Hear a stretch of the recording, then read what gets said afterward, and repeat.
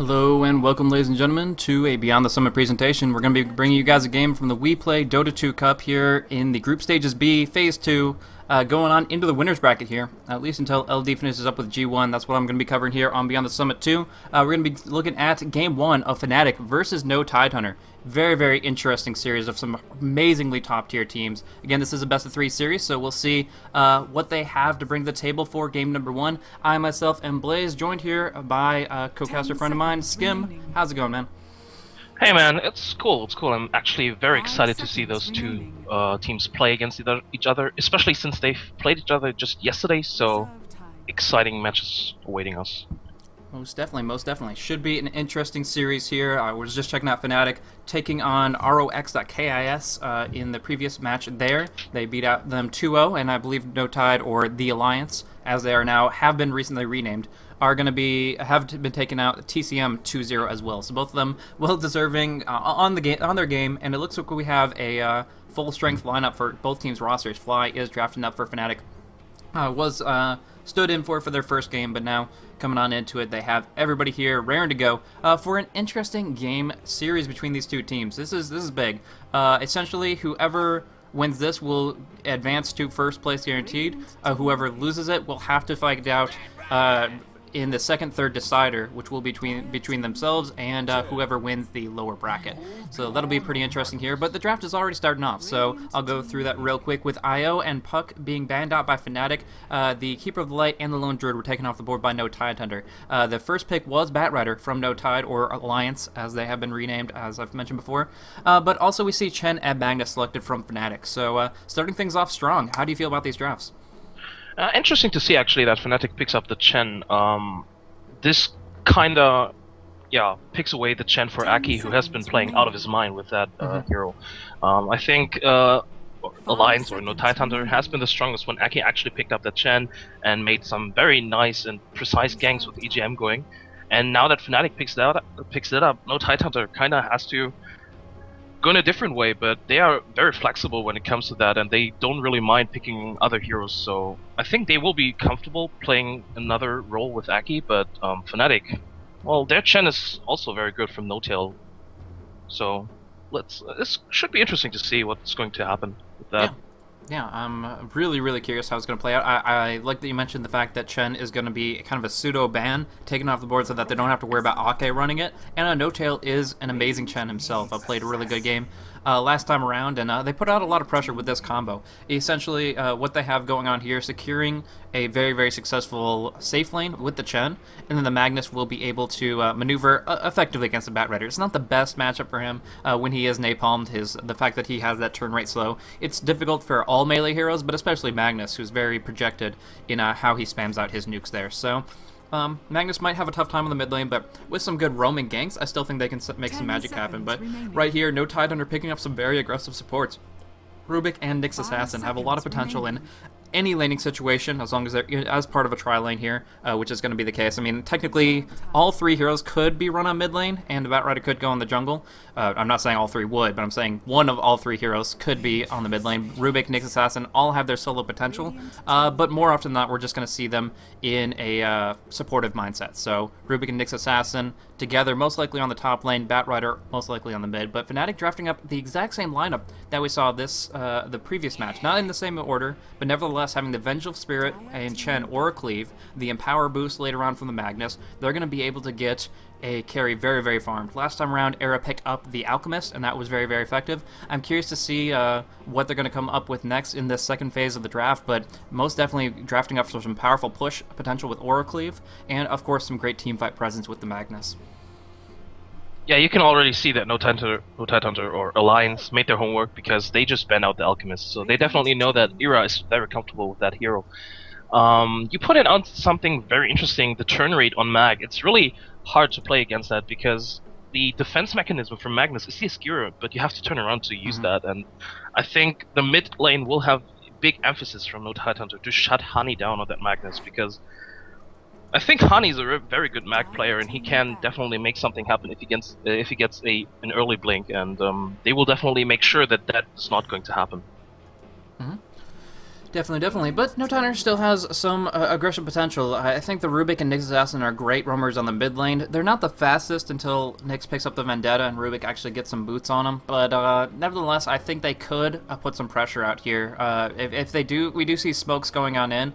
I think there's actually going to be a heck of a lot of action on the mid lane. It's something we can't really take our eyes off of, where we usually see a try versus try being the most impactful thing. I think a lot of the action here is going to be a little bit of potential 3-on-3 action on the mid lane. If both of them decide that now is the time for a smoke gank, both of them go for a simultaneous action and try to go for a play to contest it, because Batrider's blink timing, Magnus' blink timing, both game changers, and I think it's going to be something that both teams prioritize above most other things. But interesting bans coming out, just taking off a lot of arrows, heroes off the board. Fnatic actually banning out carries as well, so 5 top-tier carries taken off the board, and we're going to be kind of going down into the dredge, a little bit of tapping into tier 2 as far as some unorthodox number 1 selections. Yeah, there's still some signature heroes for Loda left, such as the Void and the Phantom Assassin, which he likes to play. And I wouldn't be surprised if he actually picked up the Void as some sort of counter to the Mag if he gets a good Chronosphere off. So just for the additional positional play and this constant fear of running into a 5-man Chronosphere, maybe. Wouldn't be surprised if he picked that one up, but there's also still the Dragon Knight, which I doubt they're going to pick up, but No Tidehunter is one of those teams that really like to play with the DK as some sort of push strat, but yeah, it doesn't really look like they're going to pick that one up. And Fnatic, yeah, I'm actually have no clue what they're going to pick up, because almost all of the carries I've seen Era play with are banned out, except for maybe the CK, but there's no Wisp to couple that one up, so... Yeah, it's going to be difficult. I think Fnatic's going to have trouble finding exactly what hero they want to run for Era. A No Tidehunter or Alliance is going to have the problem finding it for Admiral Bulldog. Banning out that Prophet, banning the Lone Druid having been banned out by themselves. The only thing, I mean, there's not that many great options for Bulldog. He has run Batrider previously, but he doesn't have the same mentality with it as he would with one of those other kind of split push and more range of presence aggression heroes. So it's interesting that he's not going to have his kind of cream of the crop picks. Might see something. I've seen him play Brewmaster a couple times, and I could see that being very effective here.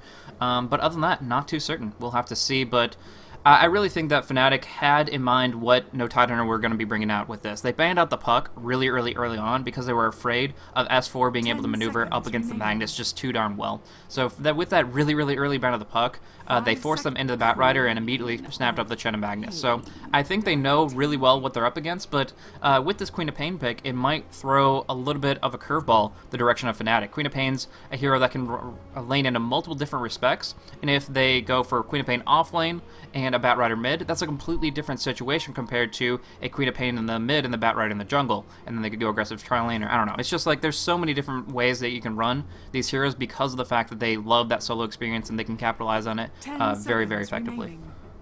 Yeah, No Tidehunter definitely has some flexibility right now, because all four heroes are not really set. I mean, the Rubik, you kind of expect him to be the support, but technically, as you mentioned, he could be in the mid lane, and yeah, there's a lot of mind games going on, I think. But interestingly enough, the Darkseer is still in the pool, and I actually would have expected No Tide to pick that one up, because I know that Admiral Bulldog plays that as well. But it doesn't really look like it. And Fnatic, I think they should pick up the Darkseer at this point, because it couples really well with the Mag and gives them some really good potential in the team fights. Yeah, they could also really use an early pipe, early mechanism possibly, but Chen generally is going to pick that up. So early pipe would do wonders against the Queen of Pain. They actually go for the Night Stalker here, though, having different intentions for that Magnus than either one of us would have predicted here, but I don't think they're going to tri-lane the Night Stalker, at least mostly based on my own personal preference. I've seen professional teams do it, and I understand why, but at the same time, a Night Stalker with a tri-lane experience compared to one with solo experience, it's a completely different black and white issue. So I do love the Night Stalker pickup, but I hope he ends up finding his lane in the mid lane, because he has so much more potential that way. No Tail is the one that I've seen pick up Night Stalker the most, but I'm sure Hani has a lot of potential with him. Hani is definitely a good Night Stalker player, but also Era. I failed to mention that before. Era plays a very good Night Stalker as well, and I think this is kind of one of Fnatic's strengths, that they kind of can switch around those roles. Oh, and there's the Void I was talking about. So yeah, Loda picking that one up. They're gonna have to have some masterful chronos from him, plain and simple. They're gonna need some setup. I mean, the Batrider lasso will start things off, but the follow through disables aren't there. I mean, they don't, like you said, they didn't pick up a Darkseer or anything like that. They don't have anything like the Magnus that Fnatic brings. So Faceless Void is a powerful hero, but if Nightstalker starts roaming about and getting some momentum, that Crippling Fear could easily hinder Faceless Void from being able to survive. He usually just loves to time walk into trees and then TP on out. But it's going to be harder and harder for him as Nightstalker goes on the aggression. But the final selection, that Dragonite, I'm going to be totally honest, I usually can call lanes pretty well. These guys have thrown some really, really confusing stuff at me. Hani is picking up that Nightstalker, and that implies to me that he's going to be going on the mid lane, and perhaps that means they're going to send Trixie on the off lane with that Magnus, which is difficult, especially since Rubik can telekinesis the skewer. But yeah, the best thing I can think of is Dragonite, Vengeful Spirit, Chen, going top lane, Chen of course in the jungle, and then trying to get Dragonite, get that Corrosive Breath. That will allow them to push the towers extremely well, with Fly's maxing of the Vengeance aura. Nightstalker would be on mid, and then Trixie Magnus would be off lane. Like I said, easier said than done, but I hope that he'll be able to manage it. But on the other hand, No Tidehunter has pretty crazy lanes as well. What do you think? Yeah, I think from No Tidehunter it's pretty standard. With the Void you can't go aggressive tri-lane, so it's pretty standard defensive tri-lane, and Bulldog looking to get some XP on the offlane, but I doubt he'll get some, so he'll transition into the jungle very soon-ish. And I think Trixie being on the offlane with the Mag is actually not that bad, because there's a neat trick you can do on the Dire side. Can you look on the map where I'm drawing? Oh yeah, if you go for the right jungle there, yeah. Exactly. You can stack this camp, and when you hit level 2 or level 3, after you've cleared the small camp, you can actually skewer on top of the cliff, and then with the, what's it called, Empower, you can actually farm the stack camp. They can't attack you. And because Magnus has such a heightened melee attack range, he can still farm the creeps from on top of that. Yeah. I've seen rox.kis doing that a lot of times, and I think maybe Trixie's going to do that. Yeah, I mean, it's definitely possible. It pretty much means that both Batrider and Magnus are two heroes that can go on the offlane and can have possibility of surviving, but if they run into trouble, or if they feel they're going to be shut down too hard, they both have the option to go into the jungle and try to farm up that way. The Batrider definitely has more efficiency in that regard. They both go for stacking, they both go for just breaking down creeps quickly, but generally speaking, you're going to have better times, better clears with that Batrider and his Firefly, which is rather powerful mechanic with the Napalm. Either way, we'll have to see how it breaks down. Do you think either one of them is going to have to start in the jungle based on this laning situation? I actually think that Trixie has to start, because Rubik is one of the best counters to an offlane mag, because when you skewer back you can lift him mid-skewer, and you'll be caught off pretty, well, yeah, you'll basically be dead if they play it out right, and I think Trixie has to go into the jungle immediately. Knowing how NTH is very experienced, they won't give him any sort of XP down there. Yeah, it's going to be difficult for them, but what it does allow them to do on both counts, on both sides, is shift their pressure and not worry as much about the carries, so that will be a nice little factor there, that the carries will be getting plenty of late game farm potential, but shift their focus to that mid lane. I was talking about it right off the bat when we saw the Batrider and the Magnus in the pool, and how the supports could roam on about. When you're running a 3.5-1-0 setup, where you have, I guess it's, I don't know, it actually seems like it's, I always call it half a hero for a jungle, as far as they're not taking presence in the lane, but it looks like it might be technically a dual jungle with No Tail and Trixie. So both of them in the jungle, two people on the top lane, dedicated, and then simply the Nightstalker in the mid. If that's the case there, they're going to have a very secure top lane, and going to try to put as much pressure out on the mid as possible, because, like I said, the Blink Dagger timings is going to be very, very relevant. Who gets that first is going to change how the team fights break down, and I really, really think that both teams are going to put a lot of emphasis there. So two heroes in the jungle, a lot of opportunities for smoke attempts and smoke kills, but they need the setup, and I think that really lies in Fly roaming around with them with that magic missile. Yeah, definitely, and I think warding is going to be a big issue as well, because which team has the better vision, and which team is prepared with a sentry possibly. I think that team is going to have the better setup in the mid lane. I mean, technically, of course, they do have enough stuns and lockdowns if they get the red creeps with Chen. But if S4 sees that one coming, he's not going to be caught out, because he's one of the best mid players currently in the Western scene, and he definitely knows how far he can take his Queen of Pain in the mid lane, if he can overextend or not. And Hani has to be careful about that as well, gotta say. Yep, so we're still waiting it out. Pause since the very first second into the game. We will have some time going on into it. I guess just to kill some time a little bit. We mentioned it for the most part, but why don't we go on into the rosters? You want to start with Alliance or Fnatic? What please? I currently just blanked out. I had to check something. Starting things off, we're going to see No-Tail picking up the Chen, as we mentioned before. Fly is going to be going on that Vengeful Spirit, supporting it up. Hani running that Darkseer. Trixie is on that Magnus, and once he gets on into it, Era will be picking up that Dragon Knight for himself.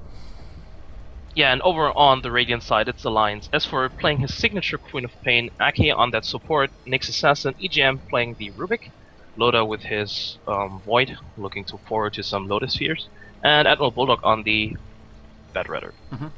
So it's going to be pretty interesting how this breaks down. Again, Chronosphere is the follow-up that they need. I mean, Impale's alright. Ruby can actually go for an AoE telekinesis after things go on through, so it could be powerful, but I think really it's going to be the Chronos to make sure that S4 can't initiate, oh sorry, not S4, Trixie can't initiate the way he intends, because if they do get the RP on the Face's Void, and he's not lucky as hell on backtracks, they'll be able to follow through with a Dragon Tail and just stun him until he's dead.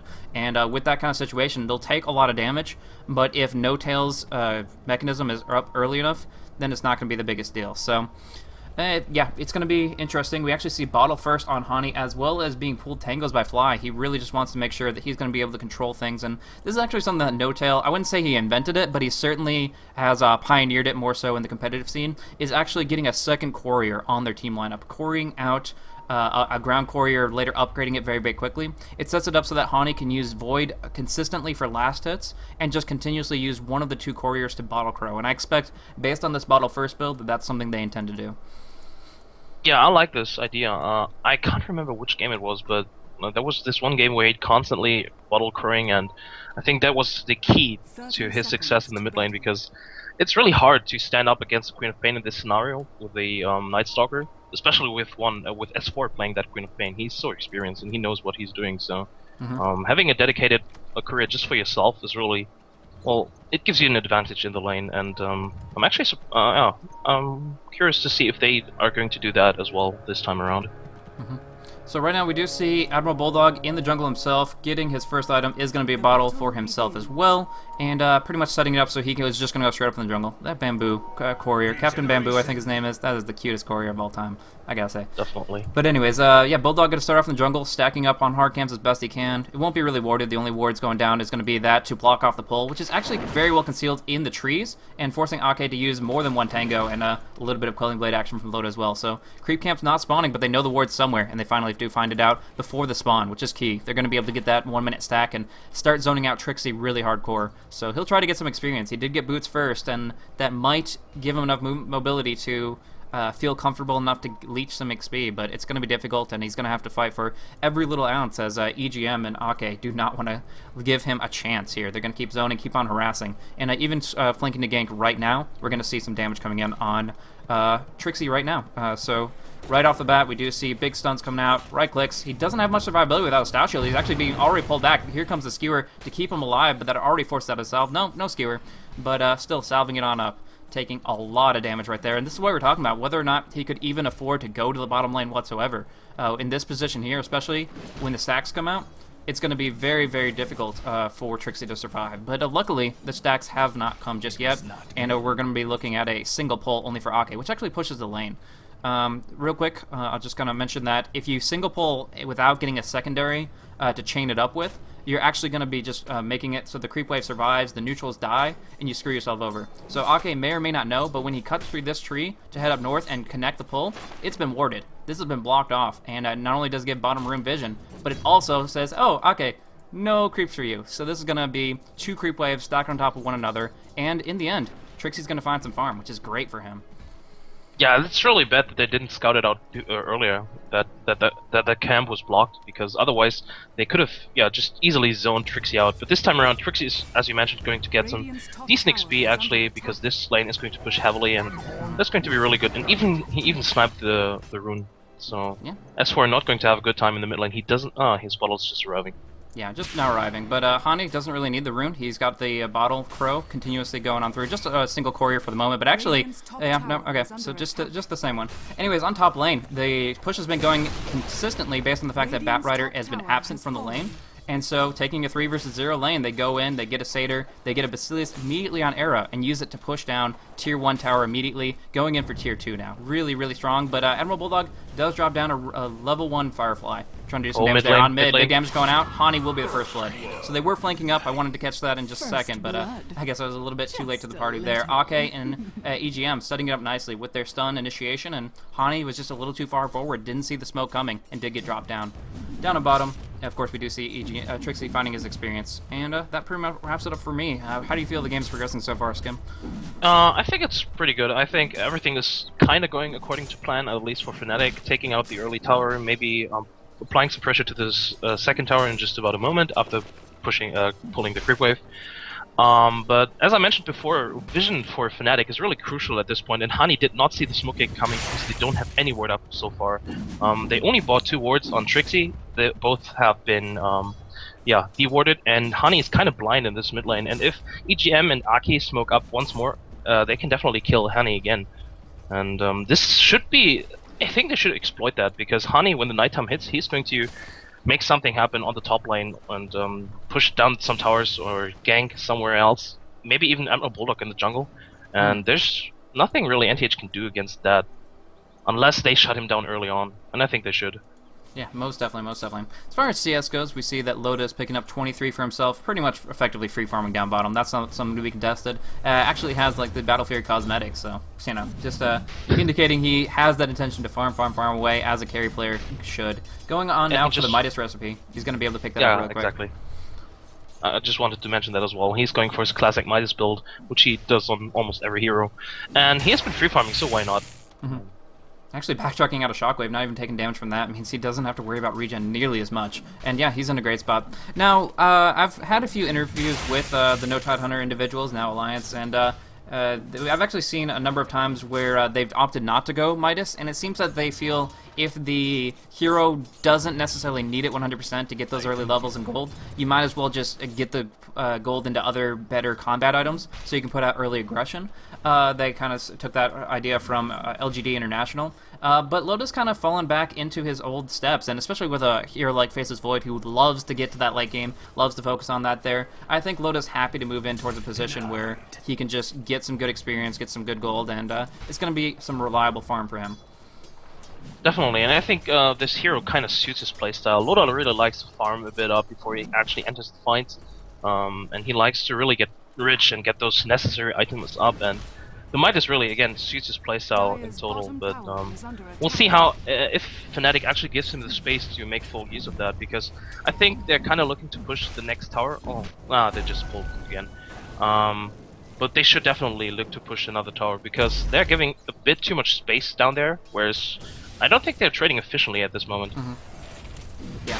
On mid lane, we do see the nighttime is going to be breaking out in 20 seconds. In response, Hani has skilled up his Void to rank 3, dishing out some damage onto S4, scaring him off a little bit. And S4, not that much HP to work with. I mean, he has plenty of sustain with that bottle, but he has to contest the runes. And a rank 1 Blink compared to a rank 2 Hunter of the Night, you're going to be pretty much neck and neck going for that nighttime rune. So we'll see if S4 can cover that up. But right now, it looks like Hani just wants to go for a guess and finds it down. Double damage on the bottom lane. Really, really strong for him. And he's going to be able to shift things much more in his favor now. He is far behind on last hits, but the winds are blowing. The winds have changed, so we'll see how that's going to work out. Down on the top tier 2, Era picking, actually Chen picking up the last hit there. So No Tail getting plenty of extra farm for that mechanism, but nevertheless putting that pressure out and getting gold and map control.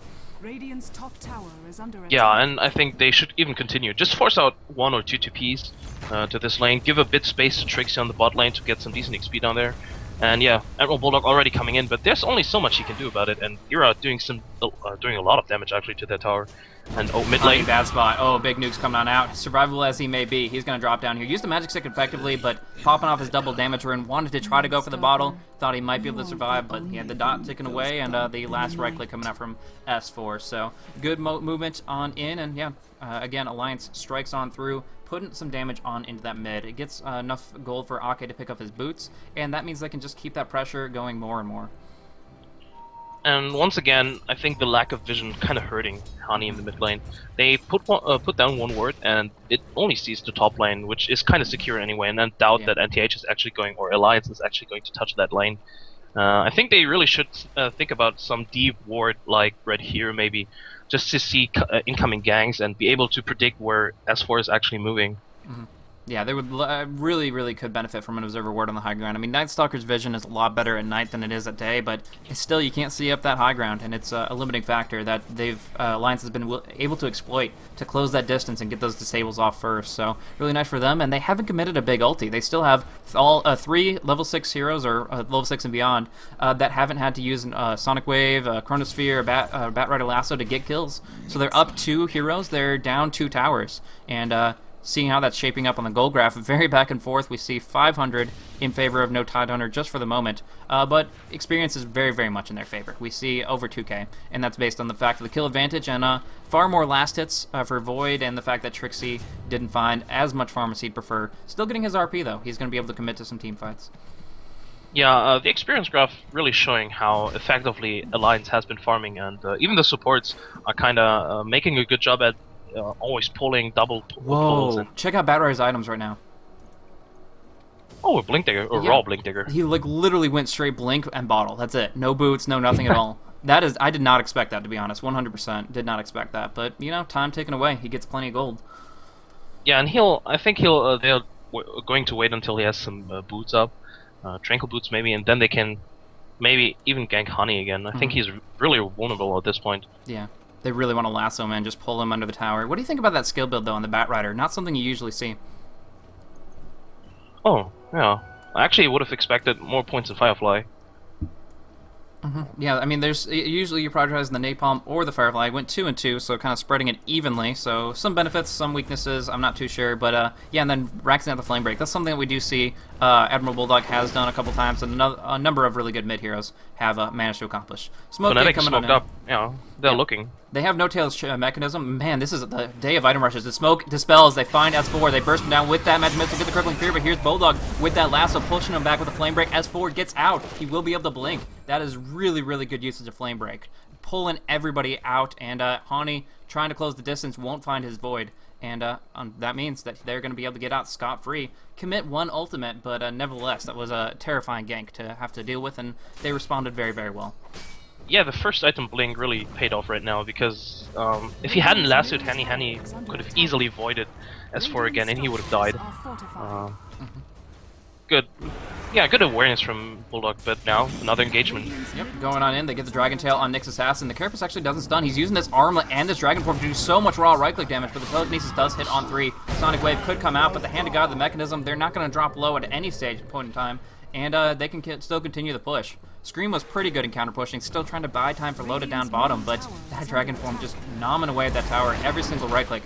Refreshing that Corrosive Breath dot, and it's dropping so darn quick, it's gonna fall in the end. So the last hit will go to Chen, and now we see initiation into EGM. Though Admiral Bulldog, no lasso available, just flame breaking, trying to keep him off, but Hani gets the kill in the end. Going down, Loda will drop. He tried to get a chrono off, didn't happen, instead dies immediately. Big Sonic Wave from S4 though, cleaning it up on the Dragon Knight, dropping people low. The mechanism is unavailable. Chen popped off a Test of Faith to bring somebody down, but as a result didn't have mana for that mech, and couldn't keep his Dragon Knight alive, unfortunately. Nevertheless, cleaning it up very, very nicely. Picking off Void that early on was essential for that fight to work, and they completely turned things around nicely. Another tower kill, and now 4-3 in favor of Fnatic.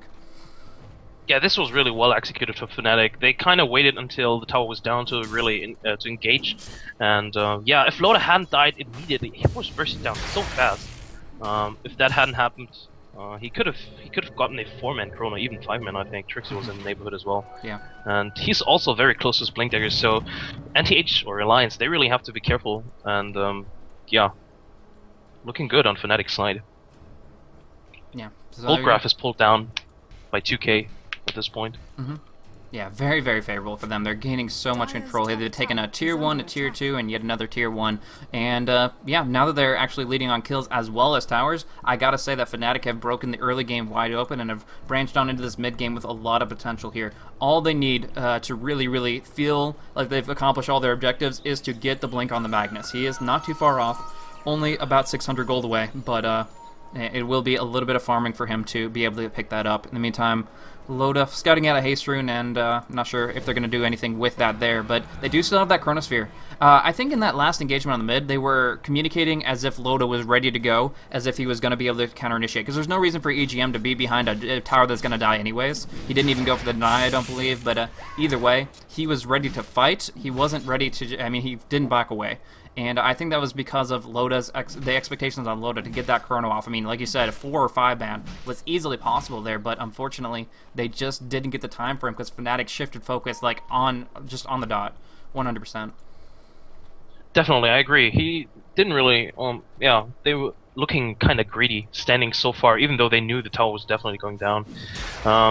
Do you see Loda's item build? He bought a Midas, but now he's going for the Mask of Madness. I assume he's going for that instead of going for a Battle Fury. So not really that greedy for farm, but I think he's kind of shifting now that he knows that he needs to be involved in those early engagements. Ooh, Roche Demps. Interesting play there. I haven't seen this early of a Roche from this kind of lineup, but you know, Vengeance Aura is one of those those benefits that will allow everybody to do a ton of right click. They have +3 armor, they have HP regeneration, auras everywhere, and they're going to be able to right click down pretty quickly, especially with that armlet. So they're confident in this because of the fact that Magnus has that reverse polarity. A rank 3 Skira could still put him in a good position, and as long as the enemy doesn't know about it, they can get away with it scot-free. So good sentry wards, good control of this specific part of the map, and from there they just were able to clean that up nicely, get the Aegis on the Dragon Knight, and move on from there. So putting pressure down on bottom lane. Yeah, and it's also a wasted smoke gank from Alliance. They tried to pick someone off on the top lane before getting this top tower, but they didn't find anyone because, as you mentioned, they were in the Roche pit very early on, and now they can actually take this tower for free, or, well, trade for the top 2 tower, top tier tower. Yeah, I think they were trading that tier 1 for the Roshan because they didn't want to fortify and contest it. They didn't TP up, actually, they used their fortify, but it didn't really do more than delay things. But anyways, they didn't want to contest the top lane there, so they're just saying, hey, we'll push more towers than you. They're going to be running out of towers very, very quickly as they only have 2 tier 2s remaining. And after that, the high ground will be what they have as an option to contest here. I mean, they don't have to wait, but they probably will, just kind of the methodology of it, where they're going to be able to get more and more of a gold advantage. But trading this tier 2, it drops so darn quickly. But it looks like Alliance will be able to pick up one of their own. So now TPing back the Bat Rider, trying to delay on this tier 3 push. And yeah, Loda will be able to contribute to the killing of that tower, but not get the last hit, unfortunately. Going for a BKB instead of the Mask of Madness, I think that's the right choice. Yeah, definitely. Although I'm not sure if it's actually going to be a BKB. Oh, Maelstrom, Loda, interesting. Yeah, exactly. With Loda, it could be anything, and yeah, there's the Maelstrom recipe. So he really wants to be involved in those team fights, and it's going to boost his farming as well. Yeah, I think it's very strong. I mean, the BKB this early on might be a little bit too much. We see Eric's actually going to take a lot of hits here. He has the armlet HP, though, and he feels confident with Chen backing him up. There is the initiation. Trixie gets a double RP, skewers them right back on in to the meat grinder. They're going to be able to be dropped down here. Now Admiral Bulldog, next target choice. Where's the Chrono? Need it, but they actually get stunned. I think the Centaur... No.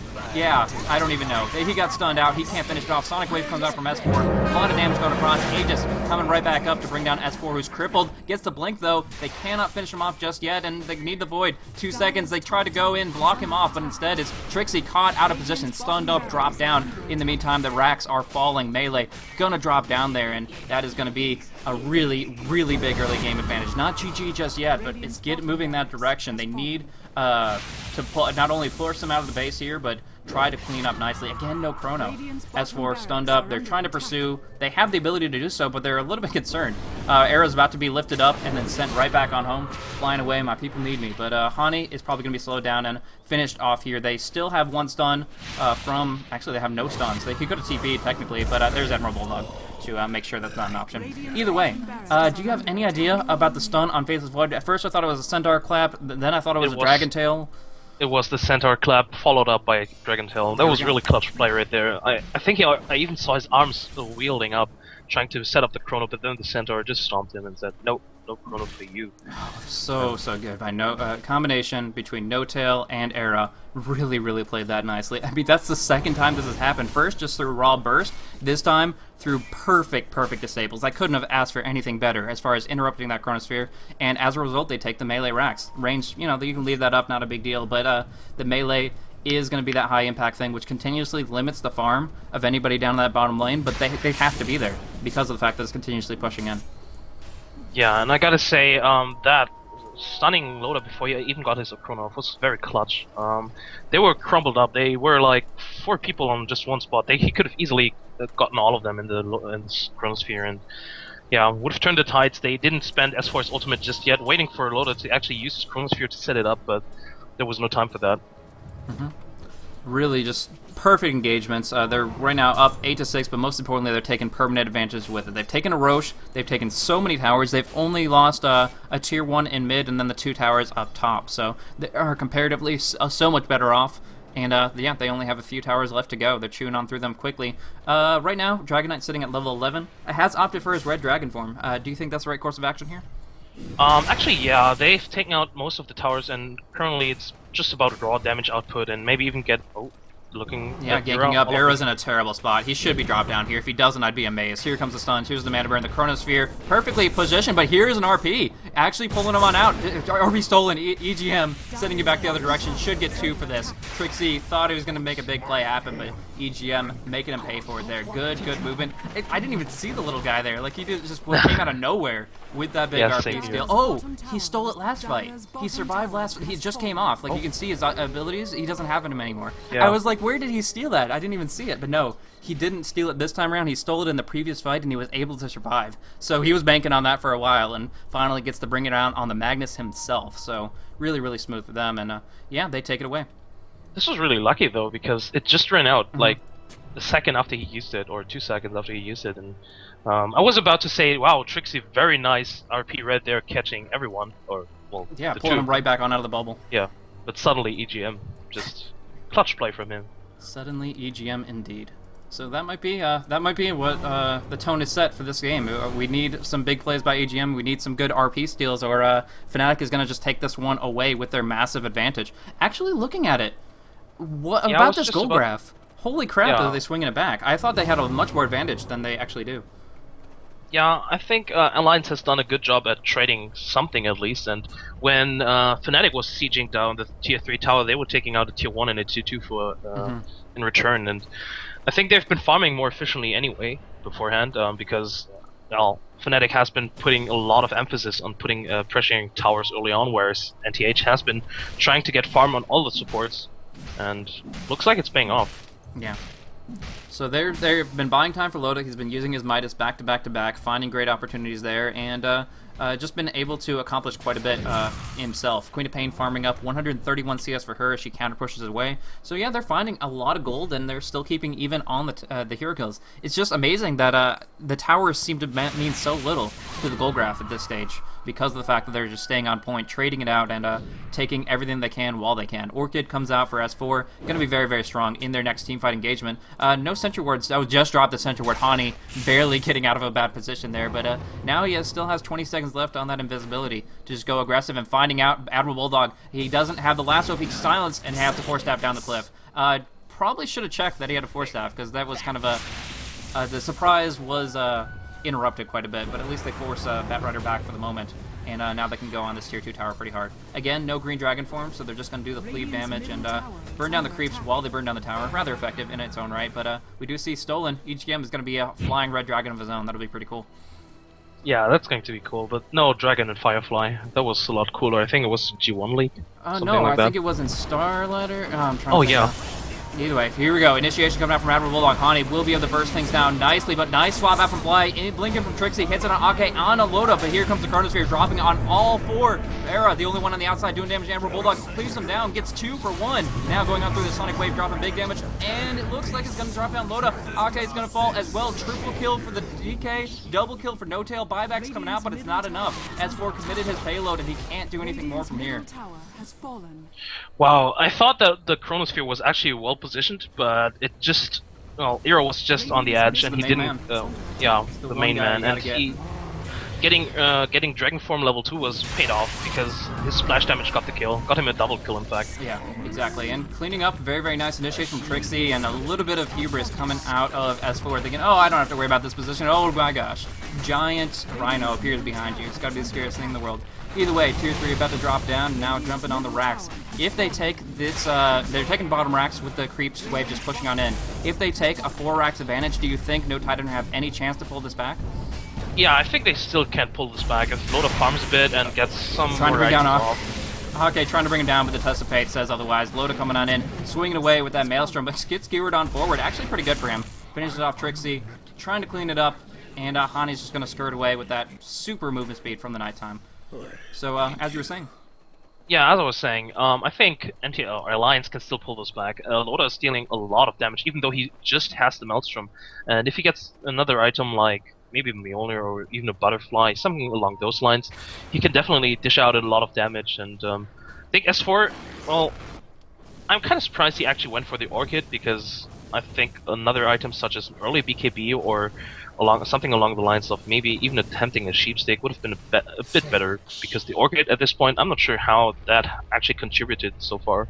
I think it's trying to disrupt the Magnus. Magnus doesn't pick up a BKB for a very, very long time, so they're just going to try to get some clutch disruptions on his initiation. Trixie jumps in with the Blink Dagger. The Orchid is fast enough, and it's like 0 cast time, whereas the RP, it has a bit of one, so you can have it like the animation start, and then suddenly the flower says otherwise, and that can completely throw off an initiation attempt. But speaking of, down on bottom, S4 getting blown up 100%, and just not respecting the fact that they have absolutely no vision right now. It's full map control for Fnatic, and it's, you know, S4 not really. I was saying they needed to commit an AoE hero down to bottom lane to push out against those continuously pushing mega creeps, but nevertheless, that's a little bit too far.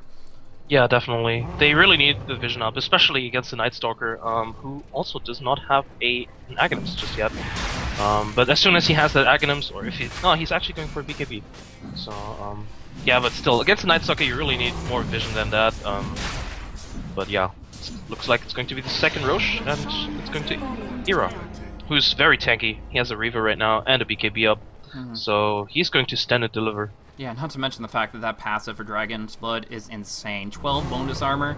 I mean, yeah, he'll be very susceptible to that of the Queen of Pain, and a little bit of burst from the Rubik as well, Nyx Assassin. But as far as what Loda can accomplish, as a battle Loda as he's gone with this Maelstrom, Midas Maelstrom build, now getting the BKB and Mask of Madness, I'm impressed by how much he's acquired, actually, in this short time frame under so much pressure. I mean, 24 minutes in, this is not bad items, all things considered. But nevertheless, going up, he's going to have to focus somebody other than Era, because that's just so much effective HP. And lassoing on in, the wrong one! There's the illusion, and Admiral Bulldog realizes his mistake. Loda jumping on in, he has no life, but he does get the Chrono off before the RP. Right-clicking down with the Mask of Madness, but there is the swap. There's the RP attempt, but it doesn't finish. Hand of God coming on out with the stun. Double stun coming out. They will be able to finish off Fly, but not before the Test of Fate. Locks down Loda as well. No buyback available for him, and the team fight is coming to a close. Era with that BKB monstrously chases down onto Ake. He might be able to run, he might be able to hide, but his mid lane will be completely locked down here. Yeah, he's going to be able to TP out.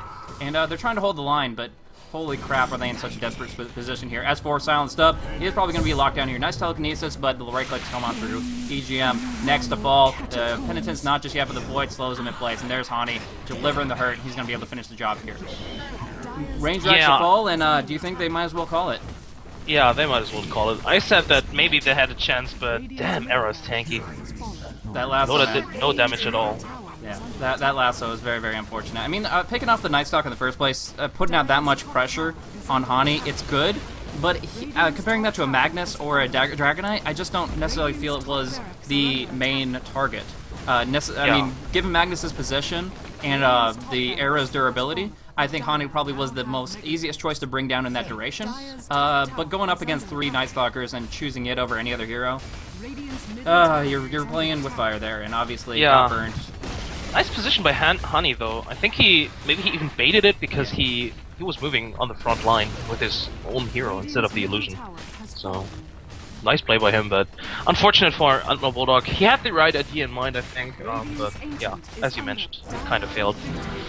There we go. Well, I mean, I don't think it was the game changer, but it certainly was the nail in the coffin there. That was unfortunate that they didn't have such a big, important cooldown. The Chronosphere finally comes out, finally breaks down on the main targets there. Actually, I really love the interaction, if I can go back to the last fight, between Magnus and Vengeful Spirit. Fly sees Trixie caught out. He wants to RP, but he's caught in the stupid Chronosphere. He's stuck at trapped in time. Vengeful Spirit's like, screw it. Nether swaps in to the Chronosphere, pulls Magnus out, giving him a sliver of time where he wanted to get that reverse polarity off. Still didn't manage it. A nice bash proc coming out from the very fast attacking Faceless Void, but nevertheless, it was. I love their intentions. I love their mindset behind it. It's just Oh, man, that was a game. Fnatic Yeah. really running rampant in this game one of the best of three. Oh my gosh. I mean, they took it, just put on a clinic, really, because their potential, the way that, I love how Batrider got the Blink Dagger, but we didn't see much happen with it. Like, there was great items on the bat, good items on the Faceless Void, but when it came down to it, the momentum shift with Chen, Vengeful Spirit, Dragonite already raring to go for the push, and the follow-through with the gank and team fight of Nightstalker and Magnus. I gotta say, they drafted it extremely well, and they played their draft to a T. Definitely. I think Admiral Bulldog on his Batrider, I mean, he's definitely a good player, but he didn't really have much impact on this game, and Fnatic just executing their push strategy very well, knowing how far they can extend and what emphasis they put on, and Era on his Dragonite, dishing out a lot of damage. So do you have any thoughts about this game beyond that? Actually, no. I'm just looking forward to the rest of the games because, yeah, no Tidehunter. They want revenge. Yeah, most definitely. Now, I'm gonna get in contact with LD. We'll figure out if we're gonna swap up series and have this match on BTS 1, and I'll be casting up the lower bracket as previously designed, or whatever. He's definitely done with G1 League, I know that, but we'll figure out exactly who's gonna be having what matches where. But for right now, the one thing that's for sure is Fnatic taking down Alliance. 1-0 victory here, and it's a best of 3 series, so Game 2 will be on one of BTS's streams in a little bit. But thank you guys so much for tuning in, and you want to plug your Twitter stream real quick? Yeah, you can find me on Skim Gaming at Twitter and Twitch as well. Cool. And as I've mentioned before, I'm on /BlazeCasting on pretty much all extensions, YouTube, primarily Twitter, and I guess Twitch as well. So thanks for tuning in, guys. We'll get you guys up with another game in just a little bit here. Really fun game. Strong showing from Fnatic, and we'll see if they can take it away to go for first place in their group here in the We Play Dota 2 Cup. Either way, thanks for tuning in. We'll put on some songs, and we'll get you guys more information as it comes to us.